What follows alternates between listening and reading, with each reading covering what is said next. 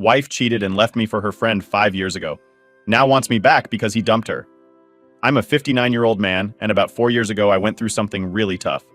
My wife Evelyn, who was 49 at the time, and I ended up getting a divorce.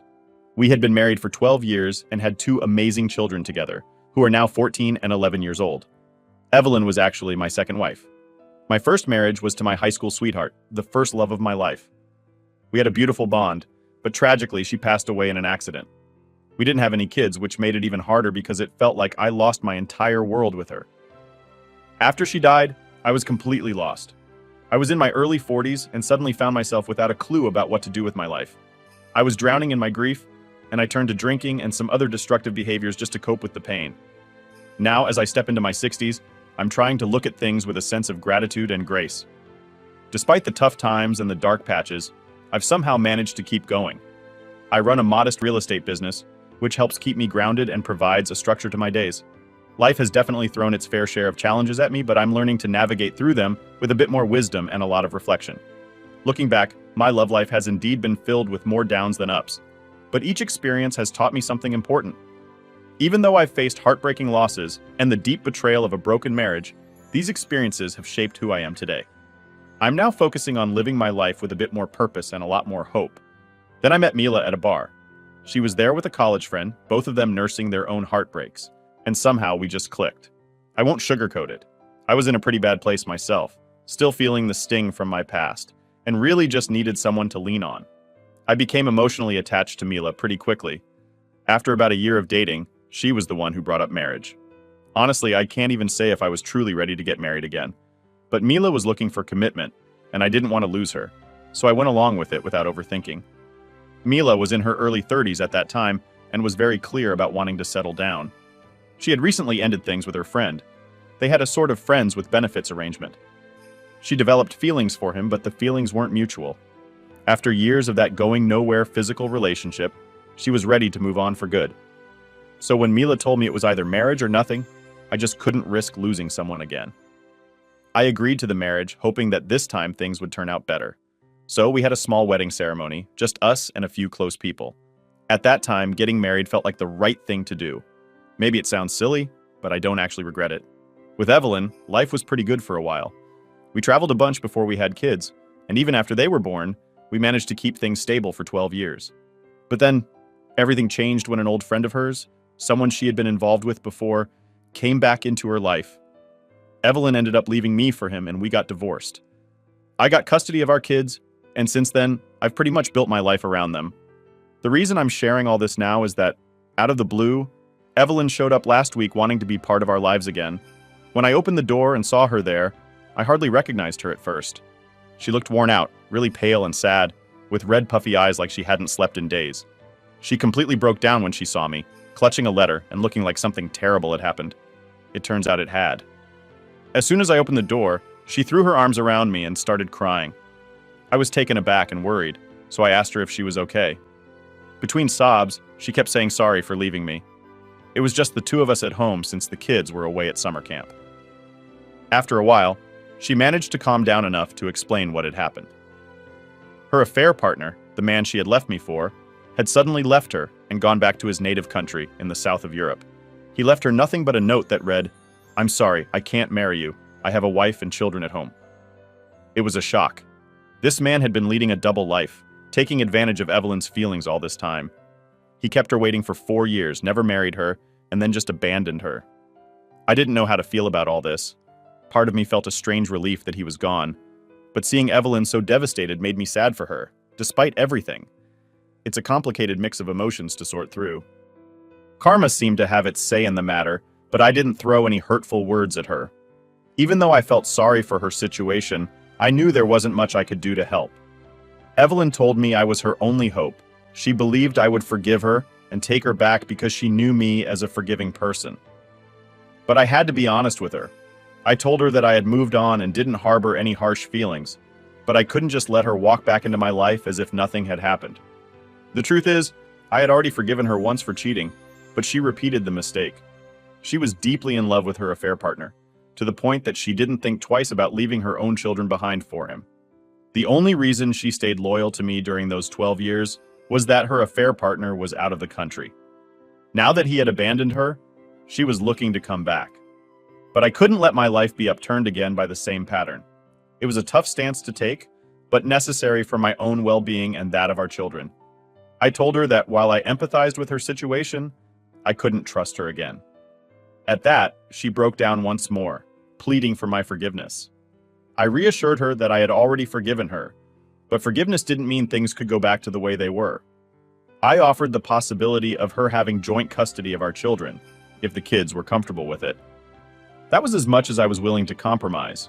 She didn't want to leave, so eventually I had to be firm, more blunt than I liked, to make her understand she needed to go. I told her I had errands to run and that she needed to leave my house. Though she finally left, her visit left me feeling really unsettled. The last thing I want at this stage of my life is more drama. All I'm looking for now is peace. Continuing on with my life, focused on peace and stability, is my priority. I know that if I let her back into my life, the old patterns would likely repeat, and that's a risk I cannot take. It's tough, but I must stick to this path for the sake of my own well-being and that of our children. Now for the updates. Update 1. Hey everyone, thanks a ton for all the messages you've sent. Whether they were good, bad, or somewhere in between, I really appreciate you taking the time. Today, I'm going to fill you in on some backstory about what's been going on with me and Evelyn, especially since some of you asked for the details about how we ended up in this situation. So here's the scoop. Evelyn and I had a pretty good run. We were married for 12 years and things seemed smooth. We had 2 kids during that time, and Evelyn was both a great mom and a great wife. I never saw any warning signs that something was wrong. But then, out of the blue, an old flame of Evelyn's showed up back on the scene. This was the same guy she'd split up with a long time ago because he wasn't ready to commit. After their breakup, he had moved back to his home country, but now he was back in town, and suddenly Evelyn was seeing him again. At first, I didn't make a big deal about him dropping by occasionally. Evelyn told me she was over him, and I believed her. Why wouldn't I? We had been happy together for over a decade with no problems. But then one day, something odd happened. Evelyn came home and immediately locked herself in our room. That was the moment I started to feel that something wasn't right. The kids and I tried knocking on the door several times around dinner time to see if she would join us, but she didn't answer. I got worried, so I called her cell to check if she was okay. She texted back saying she was all right but needed a bit more time to herself. I didn't want to push her, so I left her alone and ended up sleeping on the couch in the living room. The next day she acted like everything was normal, but it was pretty clear that something was off. When I gently asked her what was wrong, she brushed it off, saying she'd had a minor argument with her sister, but it wasn't anything big, and she'd handle it. She didn't want to talk about it anymore, and I decided not to push her for more details. I also didn't feel right about snooping around or asking her sister because I'm not the type to meddle in their personal stuff. As time went by, though, it became obvious that the problem wasn't really about her sister. It was about this friend who had come back into her life. Before all this happened, Evelyn was pretty upbeat. She would often talk about this friend, even suggesting we invite him over for dinner and drinks. But then, after that night when she locked herself in the room, she suddenly stopped mentioning him altogether. Whenever I tried to bring him up in conversation, she would change the subject or just ignore my questions. Also, I knew Evelyn and her sister had their fair share of arguments in the past, but Evelyn was never this shaken up by them. It all seemed really strange. So I started to suspect something was up, even though it was just a gut feeling at first. Instead of sneaking around or trying to catch her out by gathering evidence, I decided to just ask her outright. I confronted her and asked if she had cheated on me with this friend. To my surprise, she admitted it. She didn't try to deny it or twist the situation. She just came clean and confessed that when this old flame came back into her life, she couldn't stop herself from seeing him again. It all began innocently enough, with them just meeting up as friends at public places. But then, they started catching up at his place, and before long, their old relationship was rekindled. I needed to know more, so I asked Evelyn if she still had feelings for him. She told me no, that it wasn't about love. She begged me for another chance, explaining that she got swept up in the moment. She admitted that it happened just once and that she felt incredibly guilty about it. She said the guilt was eating her up inside. Evelyn also told me that after that night, she stopped seeing the guy. She admitted that while she had loved him back when they were originally together, he never really respected her or her feelings, and he had just used her. As she told me all this, she broke down, promising she would never betray me again. After some thought, I decided to give her a second chance. Some might think I'm naive, but I believe in the power of forgiveness and the potential for people to change. I hoped with all my heart that she would keep her promise. Cheating is something I take very seriously, and it hurt me deeply when Evelyn admitted to it. Despite the pain, I wanted to keep our family together, especially for our children. Our youngest was only 4 years old at the time, and the thought of a divorce and potentially seeing my kids less was something I just couldn't handle. So I forgave Evelyn and decided to give our marriage another chance. But I made it very clear to her, any future betrayal, whether it was physical or just emotional, would be unacceptable. Evelyn agreed to these terms, and we began to rebuild our relationship. We started going out on date nights again and took some family vacations. Things seemed to be improving, and for a few months, everything appeared to be going smoothly. However, given what had happened, I was on high alert, more vigilant than before. When I started to notice some red flags again, I didn't ignore them like I might have in the past. She had betrayed my trust once, and I wasn't going to let my guard down this time. I was determined to address any suspicious signs immediately without letting them slide. It was about 4 years ago, so some of the finer details are a bit fuzzy now, but overall, I could tell something was off. Evelyn seemed distracted and wasn't spending as much time with me or the kids. At home, she was often in a bad mood, but I noticed that she would light up when texting someone or would giggle while talking on the phone. She seemed glued to her phone all the time and started avoiding any closeness with me, especially in bed. Her change in behavior was concerning. She was rarely in the mood for any intimacy, and this was a stark contrast to how she used to be. I decided to confront her about these changes directly, hoping for an honest conversation. However, she denied that anything was wrong. She became defensive and even tried to turn the situation around on me. She accused me of not trusting her and being overly watchful because she had cheated in the past. Realizing that arguing was getting us nowhere and that she wasn't going to admit anything willingly, I decided that I needed to find solid evidence of what was really going on. It was a difficult decision, but I felt it was the only way to get to the truth. After noticing Evelyn's unusual behavior, I decided to check her phone. It turned out she hadn't changed her password, which initially made me think maybe there was nothing to hide. However, when I looked through her messages, I did find some chats with her affair partner. But to my surprise, they were just normal conversations from months ago, around the time she had first cheated on me. There was nothing recent or incriminating in her phone that suggested they were still in contact. Before I had a chance to look for evidence elsewhere, Evelyn came to me and confessed.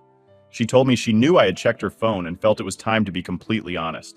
She explained that after our initial confrontation, she had tried to distance herself from him, but he didn't give up. He begged her to come back to him.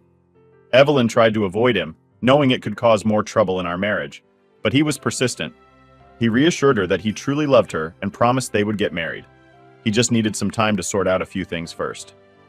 This confession put me in a tough spot, as it was clear Evelyn was still being pulled back into a relationship with this man, despite her attempts to stay away. The situation was complicated, and her honesty about it left me with a lot to think about in terms of what to do next. Evelyn and her affair partner decided to keep their relationship quiet. She admitted to feeling guilty about cheating on me, but felt she couldn't pass up the chance to be with him, especially now that he was serious about their relationship. It became clear to me that she never truly stopped loving him. She had only suppressed her feelings because of his past reluctance to commit. Once he showed a genuine commitment, she found it impossible to stay away. Given the circumstances, Evelyn asked for a divorce and initially wanted custody of our children. However, when I expressed my desire to keep the children with me, she surprisingly agreed without much hesitation. This made me feel as if she was also trying to distance herself from the responsibilities of parenthood.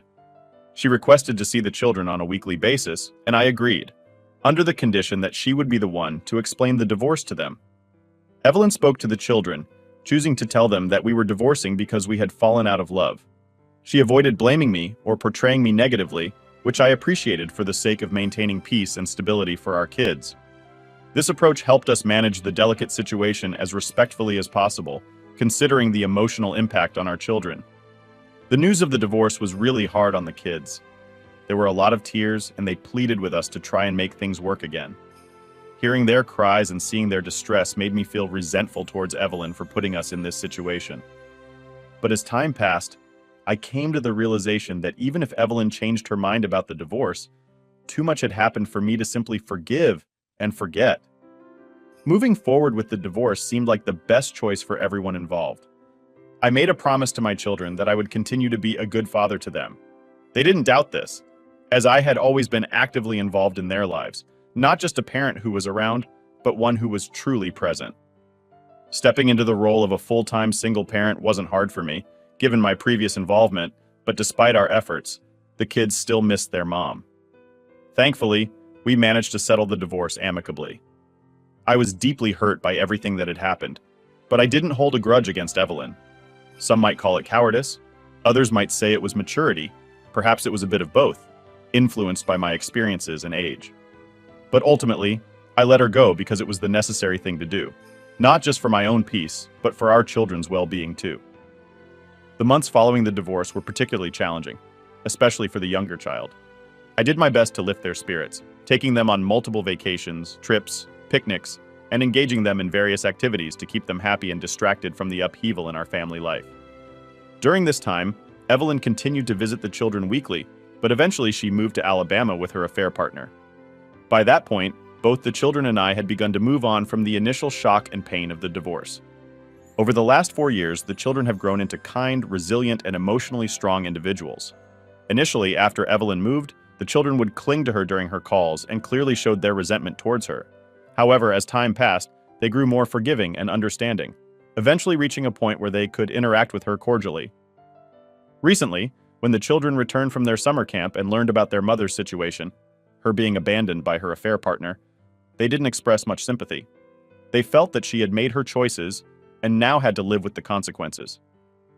This response from them wasn't out of coldness, but rather a reflection of their growth and maturity, recognizing that each person is responsible for their actions and their impacts. When I discussed the idea of joint custody with the children, they were strongly against it. They expressed a real fear that if they went to live with Evelyn, she might abandon them again if her affair partner came back into the picture. Their reaction was rooted in the instability they had already experienced, and they didn't want to face the possibility of going through that pain again. I took the time to calm them down and reassured them that nothing would be decided without their full agreement. I wanted them to feel secure and heard, emphasizing that the ultimate decision lay with them. They made it clear they didn't want to leave my side, believing that their mom might repeat her past actions if given the opportunity. This situation was difficult, but it underscored the importance of listening to and respecting the feelings and wishes of my children in these complicated family dynamics. Their sense of security with me and their concerns about potentially unstable situations were my top priorities in navigating our new family arrangement. Update 2. Dealing with Evelyn has definitely taught me the importance of having a thick skin. Some people have commented calling me names. I'm not sure what to make of all the labels, but yes, I am certainly from an older generation. I'm 59 years old, and from my perspective, we don't chase after someone relentlessly or try to force love. If someone decides they don't love us anymore, we let them go with dignity. That said, letting go doesn't mean letting someone walk all over us. There's a balance to maintain, and it's important to stand up for oneself without harboring negative feelings.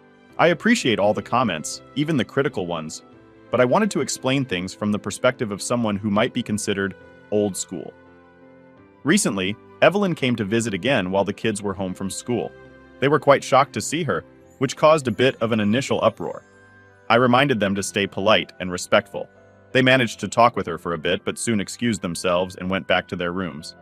It's a challenging situation, but we're managing it as best we can, always trying to maintain respect and decorum, even under stress. When Evelyn asked me about the possibility of getting back together, I was clear with her. Reconciliation was definitely not an option for us. I also informed her that the children were not interested in living with her, although I mentioned that she was welcome to try and convince them otherwise if she felt strongly about it. Honestly, I suspect that she doesn't truly want to take on the responsibility of having the children with her full-time. She confirmed my suspicions somewhat when she admitted that she couldn't afford to have the children stay with her. Evelyn explained that she was currently living on a friend's couch and that her housing situation was unstable. Her friend could ask her to leave at any moment. I was aware that her financial situation wasn't great, but I hadn't realized just how dire things had become. Before we were married, Evelyn worked as a receptionist, but she left her job shortly after our marriage. I had done my best to provide a good life for her during our time together. This latest conversation just reaffirmed the complex layers of our current circumstances, highlighting both the practical and emotional challenges we face as we navigate this new phase of our lives separately. During the divorce, Evelyn was compensated fairly, receiving a decent amount of money as part of the settlement. Curious about how she managed her finances, I asked her what she did with that money. She told me that she had given it to her former partner to help him with his business. Moreover, she had taken on 2 jobs to support their household in Alabama, showing her commitment to their life together. Unfortunately, despite her sacrifices, the affair partner left her and took all of their savings with him, leaving her with only the money she had wisely kept hidden from him. She used this hidden stash to pay for her travel back home and had been surviving on it since then. Seeing her struggle, I offered to lend her money to rent a condo and help her get her life back on track, but she declined. She explained that her decisions were driven by her search for love, not money. She emphasized that if money had been her priority, she would have never left the stable life she had with me to be with someone who was financially unstable. This response highlighted the complexities of her motivations and the difficulties she faced in her pursuit of happiness, which unfortunately led to more hardship than fulfillment. Evelyn expressed a desire to live with us again, as if we could be a family like before, but that simply wasn't feasible. Although part of me does feel sorry for her, given her circumstances, the reality is that there just isn't a place for her in our household anymore. To help her get back on her feet, I wrote her a check to assist with renting a house and encouraged her to find a job. I also suggested that she consider therapy, which could be beneficial given everything she's been through. I've always emphasized to my children the importance of being kind to their mother, reminding them that she is, after all, the woman who brought them into the world. They've been gentle and polite with her, but they've made it clear that they do not want to reintegrate her into their lives in a significant way. Occasionally, Evelyn texts me, questioning whether she deserves the help she's receiving. It's a difficult question to answer. While she has made significant mistakes that affected not just me, but our children, it's hard not to feel some compassion for her current plight. Navigating these complex family dynamics continues to be challenging, but my priority remains clear: to support my children and ensure they feel secure, while also extending a reasonable level of kindness and support to Evelyn, despite our past. Update 3. Thanks everyone for the kind words on my last posts. It's been a while since my last update because life was pretty much going in circles with Evelyn. Her occasional unexpected visits, emotional breakdowns, and pleas for us to get back together were becoming a repetitive pattern. However, something new has unfolded over the last 6 months that's added a bit of complexity to my family dynamics. This change actually started to brew about 1.5 to 2 years ago, before Evelyn re-entered our lives in such a dramatic way. I met a woman. Let's call her Isabella. She's 62 years old and owns a charming flower boutique. Despite her age, she has the energy of someone in their 30s. We started off as just friends, but after spending a year getting to know her, I found myself really enjoying her company. I now spend many of my evenings and weekends at her shop, helping her with various tasks. What I really admire about Isabella is how she handles everything with such independence and grace.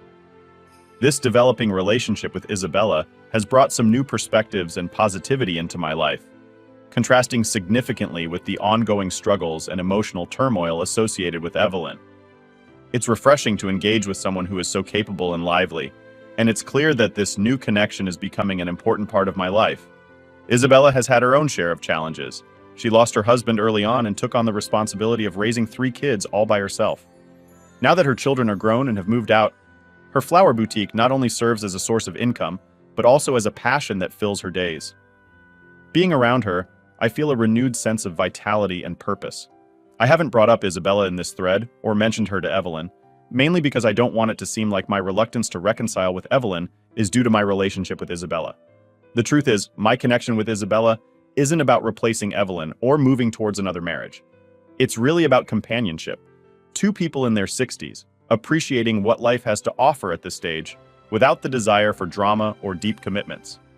My children are aware of Isabella, and they're genuinely happy that I have someone with whom I can share my thoughts and feelings. They appreciate seeing me upbeat and engaged in life again. My oldest child is graduating high school this year, and the younger one will soon be off to high school or college. As they're moving towards more independent phases of their lives, it's comforting to have someone like Isabella to spend time with. It's a simple, joyful companionship that enriches my life, allowing me to enjoy these later years with someone who understands the value of peace and happiness. Having Isabella as a friend to share thoughts with has indeed been invaluable. As we age, finding companions who understand and share in our experiences can make a significant difference in our well-being. I've been open with Isabella about Evelyn's visits, and she has responded with nothing but empathy and support, which I greatly appreciate. However, this situation took an uncomfortable turn recently. Evelyn saw me at Isabella's shop one evening. I didn't notice her at first, but her presence became apparent when I saw her observing us. It seems she had been following my routine because she had also noticed that I was spending my evenings at Isabella's place, sometimes even staying overnight. On one occasion, as I was leaving Isabella's shop, Evelyn confronted me quite aggressively, asking if Isabella was the reason I wasn't returning to her. I was taken aback by her accusation. It was painful to hear her suggest that my friendship with Isabella was in any way comparable to her past actions. I tried to calm the situation, but Evelyn crossed several boundaries with her words, and I felt compelled to stand up for myself. She had cheated on me twice and had walked away from her responsibilities as a mother, yet she was questioning my integrity based on a simple, honest friendship. In the heat of the moment, she even insulted Isabella. In contrast to the chaos and hurt caused by Evelyn's actions, my relationship with Isabella is straightforward and honest. There's no deceit involved. Yet Evelyn seemed unable to see the difference, which only highlighted the vast disparity in our values and current life paths. This confrontation was a stark reminder of why maintaining distance from Evelyn was necessary for preserving my peace and happiness. I reached my limit with Evelyn after that confrontation. In a moment of frustration, I told her I never wanted to see her again. Calling out her selfish behavior over the years, she just laughed it off. But what happened next was far from funny. A few days later, Isabella's flower shop was vandalized. Someone left a note that simply read, "Leave him." It wasn't hard to figure out who might be responsible, especially given Evelyn's recent behavior. Unfortunately, there were no cameras at Isabella's shop to capture the incident, but I was adamant that we couldn't just let this slide. I encouraged Isabella to file a police complaint against Evelyn based on what had happened. Isabella was naturally hesitant about getting involved in a legal battle, but I felt it was necessary to stand firm. I decided to confront Evelyn myself. I called her over, and in front of our children, I laid out everything. I made it clear how serious I was by threatening legal action if she continued to cause trouble for us or for Isabella. It was not something I wanted to do in front of the kids, but Evelyn had already tried to manipulate the situation by blaming me for our failed marriage in front of them. I felt it was important to assert boundaries firmly and show that her actions would have real consequences. This was about protecting our peace and making it clear that harassment and manipulation were unacceptable. The confrontation with Evelyn was intense, but it solidified the children's support for me, allowing them to express their long-suppressed feelings about the situation. They were well aware of the impact Evelyn's actions had on their childhood and were frustrated to see her playing the victim and blaming me for our broken marriage. Since that day, about a month ago, Evelyn hasn't shown up again, which has brought some much-needed peace. In the aftermath, I apologized to Isabella for the trouble caused by Evelyn's actions and helped her get her shop back in order. This experience brought Isabella and me even closer, reinforcing the bond we share based on mutual respect and support. The children, seeing how well Isabella and I get along, have playfully suggested that I should marry her before they head off to college. However, both Isabella and I are on the same page about not wanting to marry again. We have a loving relationship but have chosen not to express those deeper feelings formally or change our current dynamics. We both value our independence and the simple happiness we find in each other's company without the formalities of marriage. I'm content with where life has brought me. Being a father to my 2 children and a supportive partner to Isabella is fulfilling. It's a life that feels right, without the complications of marriage, and I cherish the simplicity and joy it brings.